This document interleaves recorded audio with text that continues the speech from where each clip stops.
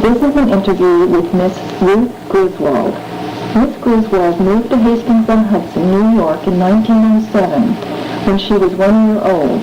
Her family lived in the house it built in 1907 at 151 Edgar's Lane until 1975. This interview is being conducted on October 26, 1977 at 465 Broadway, La Bronca Apartments, the present home of Miss Griswold in Hastings. The interviewer is Dorothea Bennett, representing the Dobbs Ferry Historical Society. She also plans to use the material for a project in conjunction with her coursework at Sarah Lawrence College. Could you speak for a moment about you personally and your background?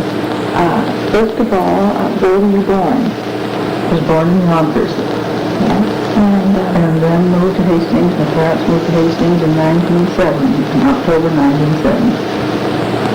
And that was to the house on Edgar's The house on Edgar's Lane. Was that you were the first occupant of the house? Mm-hmm. My father built it, but it wasn't quite finished when we moved in. So And there were very few houses around, but there were several that had been built that year. Yes. And then you lived in that house until what year? So 1975, 1975. And you yourself, though, moved away from Hastings in what year?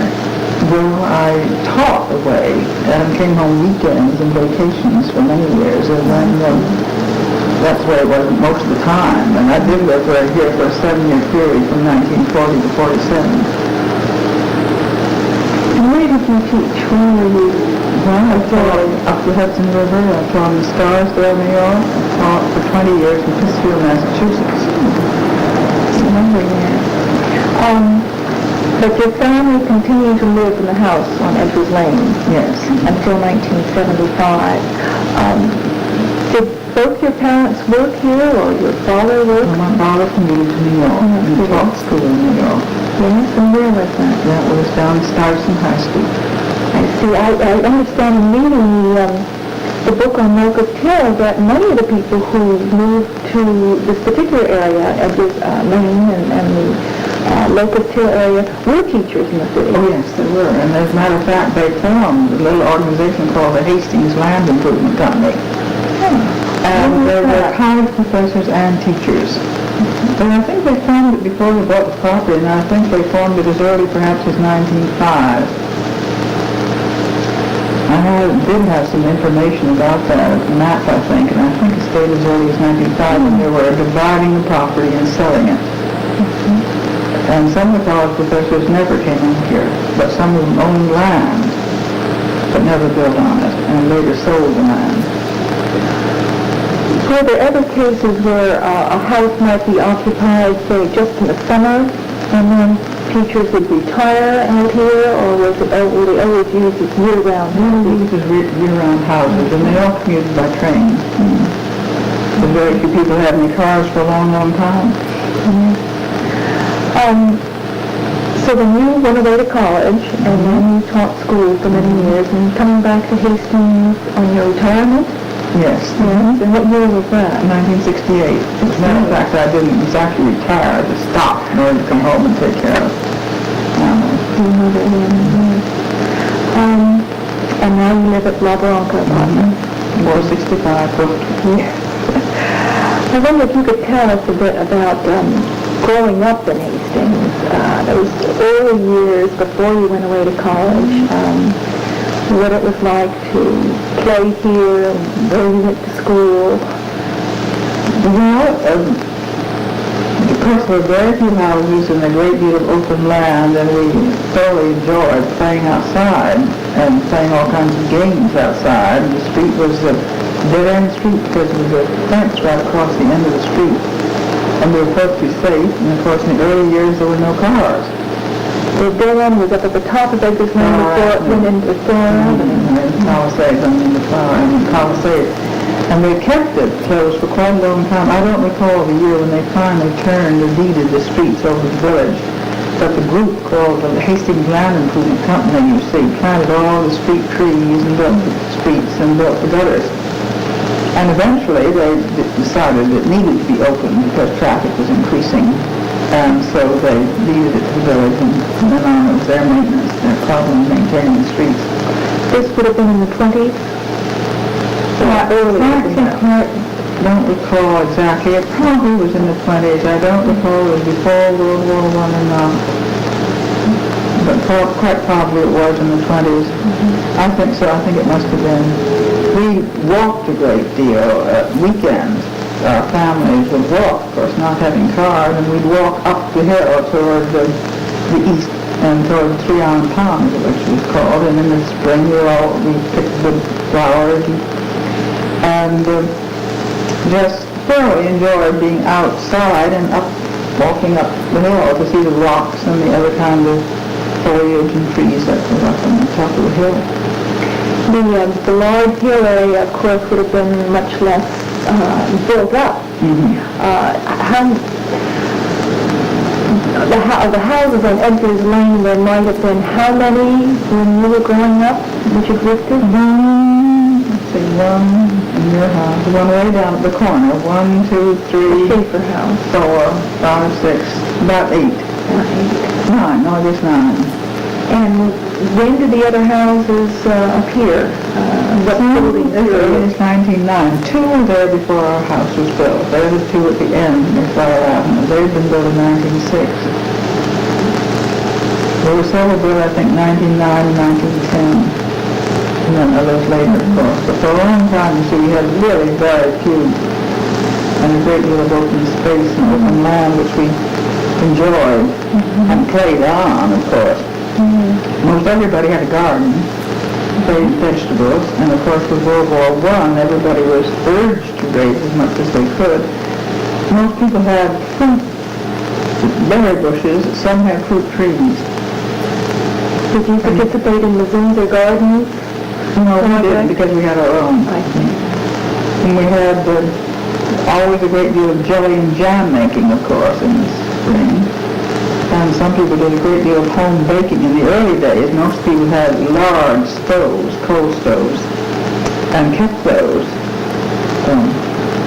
along with the gas stoves. And of course, when we first went there was no electricity. And so we had to get along either with oil lamps or with gas. I don't know how long we had to wait before the electricity was put through. And I don't know how soon they had telephones. We didn't have one right away. And I can recall using someone else's phone. Somebody on the street? Yes. Of course, in the early days, your life was pretty well dependent, quite soon, of course, upon telephoning for all your groceries, which were delivered. Where did you order your groceries from? Well, there was an old store over in Avenue, I think, and I was trying to think of the name of it. Well, I think most of the groceries were purchased. Was it on what I call Lower Warburton Avenue? No, it's in Small Hyder. I think it was right in there. That at one point was even a gasoline station. Was that after the grocery store or before? Oh, yes, the grocery store was very early. And when he didn't have anything, he'd say, oh, well, it's coming up in the Raleigh, which was a boat that brought up groceries. And where did it dock? I really don't know, somewhere down there. Down near the Anaconda area? And of course the butcher markets, meat markets were all like the old early meat markets with the butcher blocks, as you call them today, and sawdust on the floor, and there were a few old pharmacies. And soon there were other grocery stores and chain groceries began to appear. But I can recall, of course, before there were the chain groceries, independent groceries. And everybody went to New York to shop and to the theater. Some went to Yonkers, and some did both. There was the college, of course, of Yonkers. Which ran along Warburton or on Broadway? And the one went all the way up to Uniontown, as it's called. Right past the school, and quite a few of the teachers lived in Yonkers and used the trolley to get to school. Haven't you heard about all that? Well, I saw pictures of the trolley in the files in the Historical Society. However, I guess I assumed that they didn't go into the century. I hadn't realized that they existed in the century. Yes, they were still there. I guess teachers were still using them when I was in high school, which was from 1919 to 23. I can still visualize that getting off to college and coming over to school. There were just two buildings in those days, you know, just the old building. We called them the old building and the new building. This was still a school? And it was still in its present location at that time. Because they've all been joined with additions, so they're hardly discernible as two separate buildings. One was called, I guess, the Farragut, and the other, I guess, was called the Washington. You still are. And you said that you had gone to, you were in the school from the 3rd grade on. Did you go to school before then? Well, I did go to kindergarten, to Miss Tribbett's kindergarten. It was a little private kindergarten. And then I was taught at home. That was the fashion then. People were taught that way.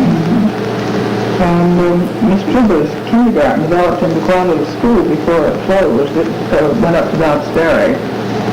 And I guess she had at least 6 grades, if not more. What about the predecessor of other private schools? Well, it was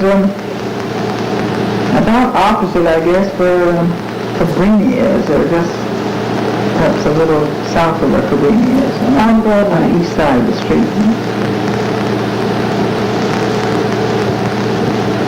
What do you recall of the various kinds of traffic that occurred on Broadway during those times? Obviously, people were taking their children, or children were walking to the school in Dobbs Ferry. It couldn't have been a 4-lane road then. And was it 2-lane road? I guess so, and I don't recall much traffic. There were very few cars privately owned. I recall going to a dancing class. It was the first dancing class at Miss Tribbett's school, and I was in the 4th grade down here. And our teacher had a car, which she apparently used for commuting, and we used to get a ride home occasionally with her. And I have no recollection really of traffic other than that. There were cars that you could hire if you were entertaining, limousines that you would hire from the local man or local garage. And you can use those on special occasions. I can recall being taken out for rides with very few friends of my parents, on very rare occasions, open touring cars. And one of our neighbors had one of the early Model T Fords, and we used to get rides occasionally over the woodlands to skate in the winter. What is woodland? That's in Ardsley, just north of Ardsley. And buses, of course, came after the trolleys, and eventually they were, of course, buses that went up Broadway to Tarrytown at least. The train traffic was, you mentioned the commuters who go into the city by train every day, the working days. It was much like the traffic today, that is, say, once an hour during the day, or do the trains run more often or less often? Well, I don't recall. I guess the trip was a lot longer. And I think in the early days, when they first started, it seems to me, there were steam trains, and there were various problems then, too. It's been so long that we've had such good service and so many frequent trains at commuting time that I really don't recall exactly when that change came. But there was a train called the Putnam, on the Putnam Division, that took people back and forth from the Hudson Heights section. And they didn't use this station at all, you see. Where was the Hudson Heights station? Didn't you say? This is at the foot of, I guess, at the foot of Mount Hope Boulevard. You're speaking of the train station? Yes, there was a train that ran right along the Summer River, and all the way up from at least a mile beyond. Yes, of course I know that. It's a one-track train these days, and there's a train operating on it, I think, one time a day. And I think he was even phasing that out, I read just recently. I didn't know whether it was of use at all. Yes, it is. But it was that was means used, of transportation, yes. used for passengers. I think they, what was it, so long? They all got off somewhere. They came out from Grand Central and then got off and got on the Putnam. And it was about 20 years ago.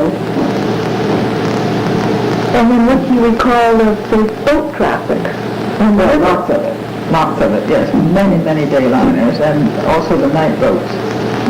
And other traffic, freight traffic, great many barges. That's what we all miss. It's a very active river.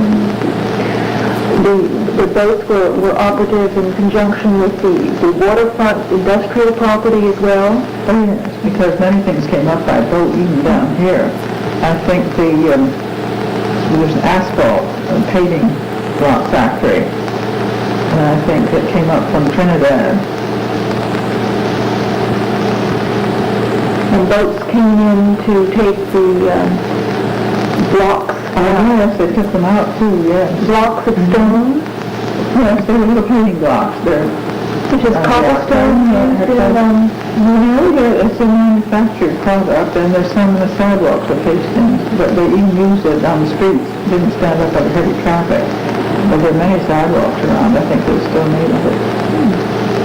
I understand that a lot of the stone carving along Riverview Place, that very short block off Broadway, is accounted for by a sculptor who lived there in the 20s or 30s who loved to carve things. And That was Manconi. Mr. Manconi? Manconi. Manconi. And he might have used the same block stones that the factory. These little paving blocks are, well, they were, I suppose, manufacturing some kind of pressing and heating process. I don't think he had any connection with it. Hastings Paving Company, I think it was called. Someone said it was still in existence somewhere else. The chemical factory, of course, loomed very large, and particularly during World War I when they were making mustard gas, and we were very conscious of that fact, and even as children concerned about it, for fear it would blow up. And they stationed soldiers here in the town. They were in barracks down in Warburton Avenue, Lower Warburton, and for a while, during the summer months before they finished the barracks, they were up on Woodland Manor, some of the vacant land that hadn't been built on. And the curfew was imposed, 9 o'clock curfew. All young people were supposed to be off the streets as long as they were in town. And that was kept up for a long time after they left. The curfew, after the soldiers. Well, it was just a whistle that blew at 9 o'clock. It wasn't used as a curfew, but it continued to be blown at 9 o'clock for many years. And plus the Anaconda, which was known as the National Conduit and Cable Company, of course, ran round the clock too during the war. It was very busy. And they needed extra people. Of course, it's closing. It's changed the life of Hastings very much. How do you feel that? In what way? Well, just the fact that it isn't an operation, I think, is one of the things that you are concerned about. And as you said, of course, the taxes. We're expecting the taxes in the village.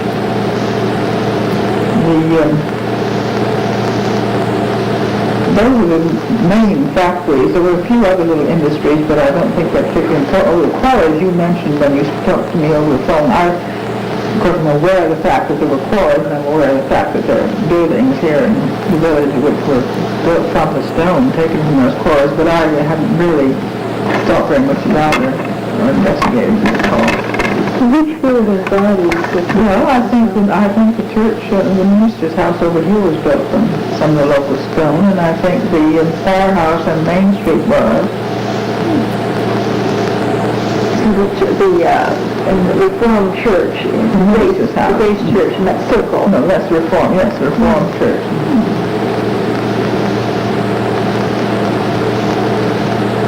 And the other buildings which I can't see. Well, I think the Fraser House probably was built from it, and a house which we call the Stallman House at the end of Hopkey, which I think I don't know who owns it today.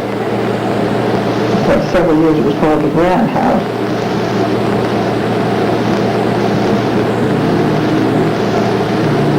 There was last century, and I don't know if it continued into this century, an axle factory. Yes, I think so. It was down in the ravine, wasn't it? And there was also a sugar factory. Well, of course, the sugar factory was the hockey factory, and that was right on the river. The Historical Society has some good pictures of that, I think. And there was a fire. I think, yes, there was a fire that destroyed it. Hockey Place is H-O-P-K-E. It's named for that family. There's a large house on Hockey Place. Is that the house That you're was the speaking hockey of? house. In my day, it was known as Stallman. Stallmans were descended from hockeys. Did you attend a church when you were in Hastings? Yes, I used to go to the Reformed church. The church life then was quite social, wasn't it? Can you describe a bit what you... Church suppers, yes. And then Sunday school, there was a young people's group for the high school group called the Christian Endeavor. And I don't think it was very active socially. No, I don't. I think there's more going on now than there was then, really. Effort to draw people back, perhaps. What changes could you remark on upon leaving Hastings as you did to go to school and then coming back in 1968? Could you remark upon the changes in or perhaps you already made some references to the business area and shops, the small shops which are now gone, but the industrial area, did that seem to change? That is the waterfront?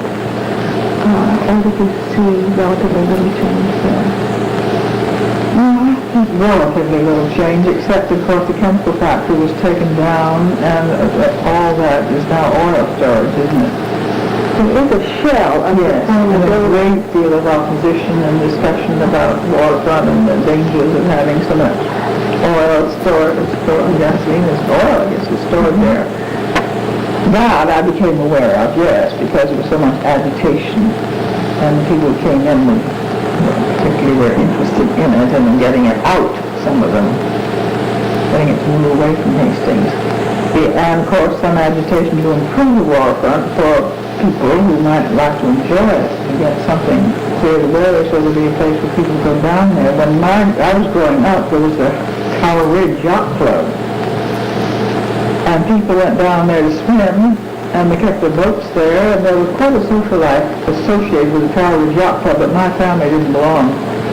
Did you go swimming in the Hudson? No, never. Never? No, never swam. Did you do any kind of boating, i.e. a canoe, a rowboat? No, my family, I think, were afraid of water, and they had come from upstate New York, central New York, and we had nothing to do with the river at all, except to perhaps go on a dayline trip from time to time. But there were indeed small boats going out for yes, and pleasure outings. Some of our neighbors and friends, of course, went down there and went boating, and they thoroughly enjoyed it, and went swimming, and thoroughly enjoyed the Tower Ridge Yacht Club. Because that also had tennis courts where Dr. Mink's house is, and there was a great deal of tennis playing. And many people who had the larger places had their own private courts. As a matter of fact, Locust Hill had a court, its own court for a while, where the Ravens' house is.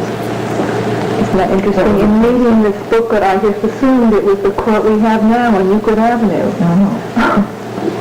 That was where it was, and it wasn't used as much as it should have been. And below it was a little old duck pond, the remains of a little old duck pond, which the Ravens have landscaped, and in the middle of which they have a fountain, I guess. And occasionally in the winter there was enough water and enough ice so that we skated there. I heard there was a freeze-over of the river, which is hard to imagine with its current, which occurred in the winter of 1916 and 1917. A total freeze-over, and people could skate across. Mrs. Abdallah walked across it with several other people. My father and my brother walked across it.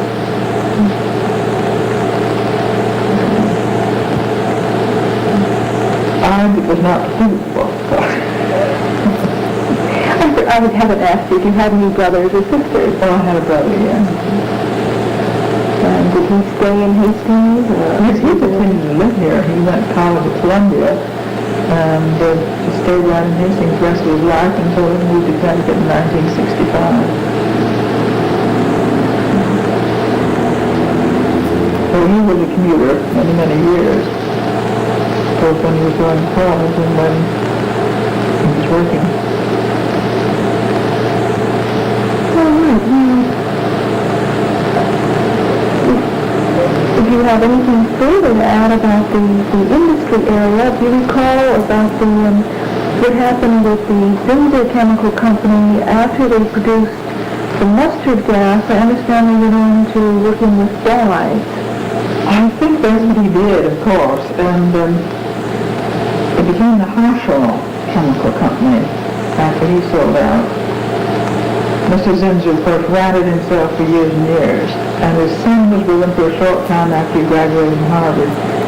And then he decided to leave, and he moved away. But for a while he lived here where the Holsworths lived. That house was fixed up for him and his family. And he continued to work there for, I guess, several years. This was the son. Mm-hmm. And his parents lived in the large house. Yes, which was torn down. Where the Windsor Park. Anything else to add? Is there anything else you'd like to know? I'm trying to think.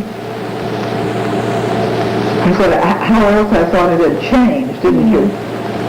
Well, of course, I think every lot seemed to be about built on. That's one of the changes I noticed, that everything had filled up so.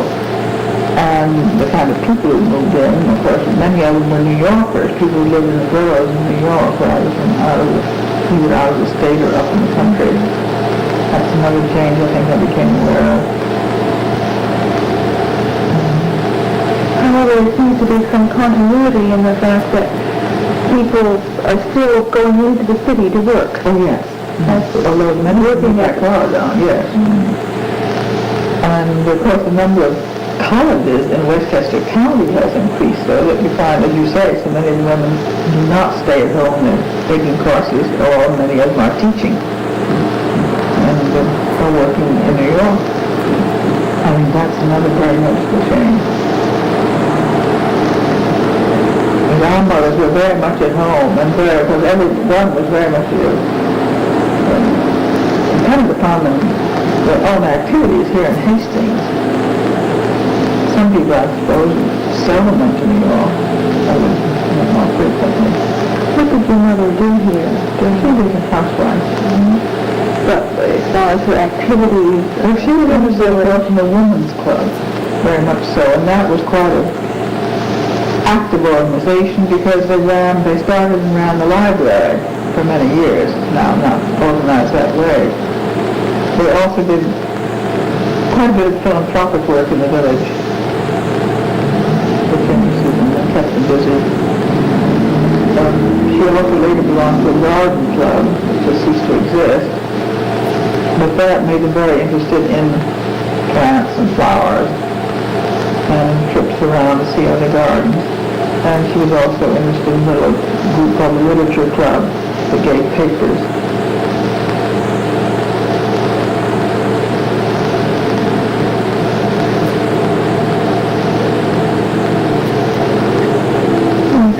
thank you very much. You're welcome. Very appreciative. Welcome. I think you're quite expert.